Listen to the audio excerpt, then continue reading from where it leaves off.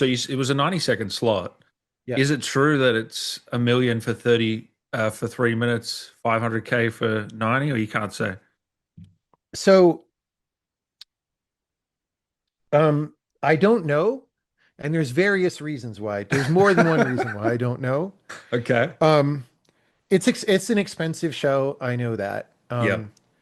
But I can't really go into details of how we're in the show and why and all that. Okay. So, yeah. But it is, I mean, here's the thing, right? Like in the old days, I mentioned E3 earlier. That used to be one of the events around the world where games would premiere, right? And companies would spend all this money on that, right? And like the console holders would have these big shows and stuff. And since then, E3 died out and it sort of became, Nintendo has their online show and Sony has their online show. But for like third party, if you're like Electronic Arts or something, Yeah. aside from being in one of those shows, This there is it. wasn't for a little bit a thing to Mm. announce your big game. And then the Game Awards, I mean, the Game Awards has been around for a while, right? But it's just been slowly growing and growing. And now it's one of these things. And I think, Jeff does multiple shows a year and they're all this big announcement venue now, right? Because Yeah. uh, that vacuum existed and he just stepped into it, I think. He's good. He's done a good job stepping into it, right? I think I'm not saying, oh, he only stepped Yeah. into it Yeah. or anything, but like, players want to know.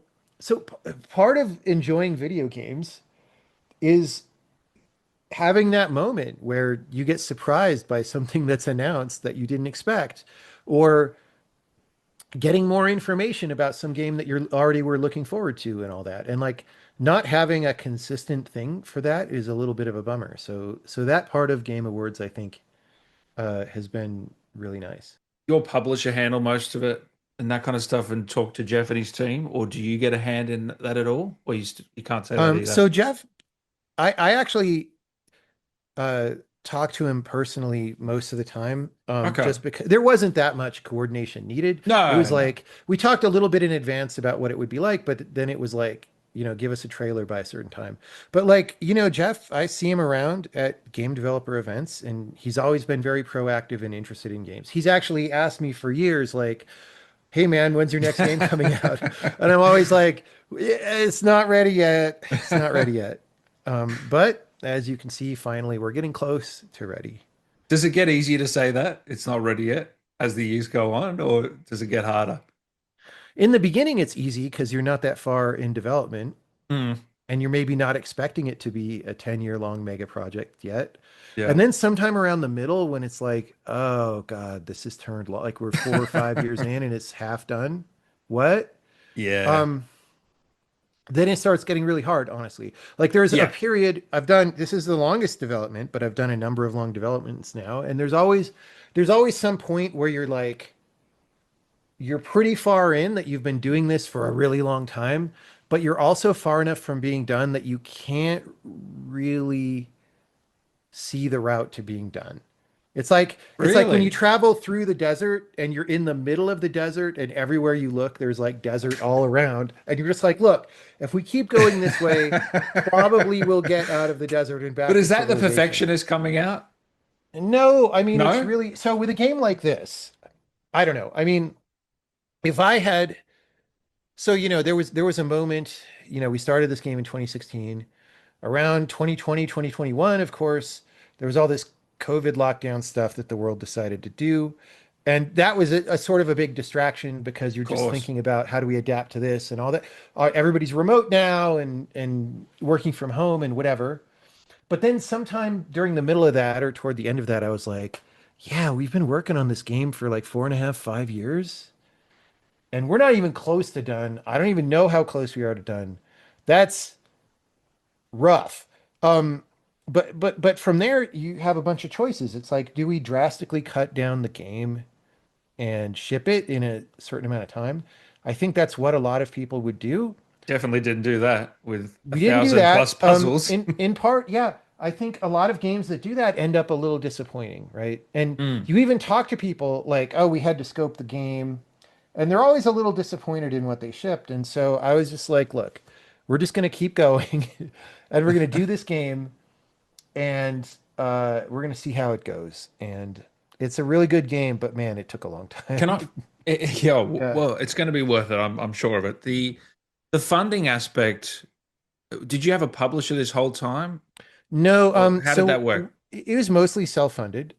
Okay. But so because we have two previous successful games and like Yeah, that of just course. brought in a certain amount of money. But regardless of that, I mean, running a studio is really expensive, man. Like even if Oh it's not man, that many people. salaries every year they just stack up.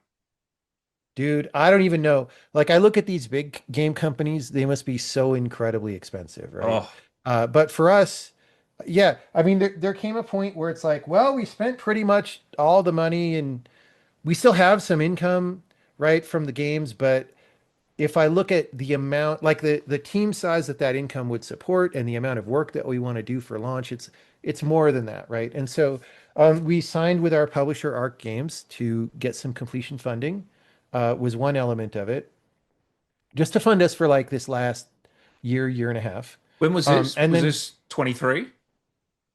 when we signed Yeah. with them, or I mean, it's really kind of recent. Oh, okay. Sorry. We've been talking to them since last year, Hmm. but we actually only formally commenced our deal with them this summer-ish. Oh, wow. Yeah, so Okay. it's recent. So all the rest of development was just on our own. But so in addition to completion funding, I think it's just really helpful to have someone who is professionally helping to market and publicize the game because the modern internet is just it's really noisy and it's from the developer side you need to figure out how to reach the people who would like your thing if they knew about it, but they don't know about it, right? And, you know, that's actually doing those people, if they legitimately would like your game, you're doing them a little favor, right? By showing them something that they would like to play. So it's not like, I don't know, among indie developers, marketing has kind of a bad name in part because we've all seen a lot of bad marketing. We've all seen a lot of like cynical marketing or whatever, how do you do fellow kids kind of marketing. Um, but Yeah.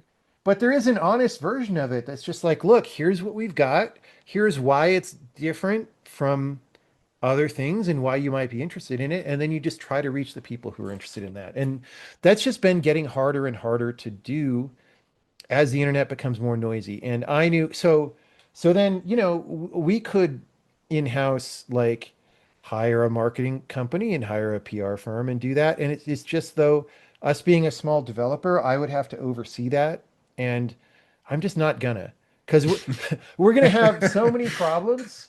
Like if it comes down to I'm spending my time and Uh, energy making sure the game is good in like however amount of time we have left yeah. versus I'm going to be running marketing. I'm just not going to do that much running marketing. I'm going to be focused on the game. And so having people who are doing that, I think is very helpful. And then also, there's a lot of there's a lot of things that come with that. So not only would I not spend the equivalent amount of time and energy, I don't necessarily have the connections to different countries that they have and experience in these different countries and all that. So now that said, so there is this whole thing.